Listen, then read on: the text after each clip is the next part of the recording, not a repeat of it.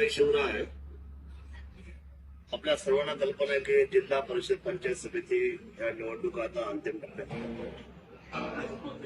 मधल्या 2 दिवसापूर्वी अतिशय वाईट घटना घडल्या. त्या वाईट घटनेमध्ये सन्माननीय महाराष्ट्र राज्याचे नेते, मुख्यमंत्री आणि पालकमंत्री अजितदादांचं आचरण झालं. संपूर्ण महाराष्ट्र आढळला. दुःखता आपल्या सर्वांना आणि आपल्या सर्वांना झालेला आणि दुखवटा म्हणून महाराष्ट्र शासनाने 3 दिवस बंद सांगितलं. 28, 29, 30 तीनही दिवस प्रचाराच्या गाड्या बंद होत्या, रॅल्या बंद होत्या, प्रचार थांबला होता. परंतु आदरणीय पवार परिवाराने आपल्या हृदयावर दगड ठेवून प्रॅक्टिकल राजकारण करायचा निर्णय केलेला आहे. आणि तो निर्णय असा आहे की राष्ट्रवादी पार्टीने अजितदादांच्या जागेवर उपमुख्यमंत्री पदावर आणि त्या पक्षाचे प्रमुख म्हणून सुरेंद्रनाथ पवार यांची निवड केलेली आहे. आज सायंकाळी दृश्यबंदी होणार आहे.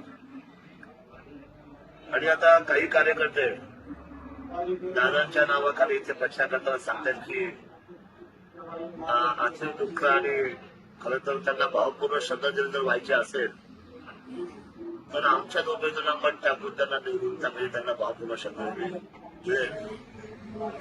पण मी आपल्याला प्रॅक्टिकल सांगतो, जसा अजितदादाचा स्वभाव होता तसा थोडासा आमचा देखील स्वभाव आहे. आम्ही हिंदू सम्राट बाळासाहेब ठाकरे यांच्या स्पष्टोक्तीला मानणारी मंडळी आहोत. आणि वस्तुस्थिती ही आहे की आता जर प्रॅक्टिकली जर राष्ट्रवादीने पाऊल बाहेर काढलेलंच आहे आणि सुरेंद्रताई जर प्रमुख पदावर बसणारच आहे तर मला असं वाटतं की निवडणुका ह्या निवडणुकीसारख्या व्हायला पाहिजे. ही लोक जे काही समजा भावनिक आव्हान करतात त्यांना आमचं उत्तर असं राहणार की ज्या पद्धतीने लोकसभेने फॉर्म भरले गेले, जिल्हा परिषद गटामध्ये ज्या उमेदवारांनी आपल्या उमेदवारांना जाहीर केल्या, या उमेदवारांमध्ये ज्यांची क्षमता सर्वसामान्य जनतेचे डोळे पुसण्याची, त्यांचे सुखदुःखात जाण्याची, विकास कामं करण्याची आहे, अशा उमेदवारांना डोळ्यासमोर ठेवून आपण 100% मतदान केलं पाहिजे.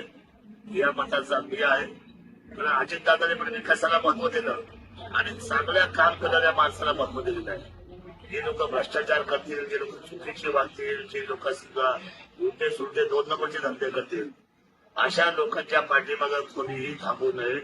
ही खुर्ची 5 वर्षाची आहे. ही जनतेचा केंद्रबिंदू असलेली खुर्ची आहे.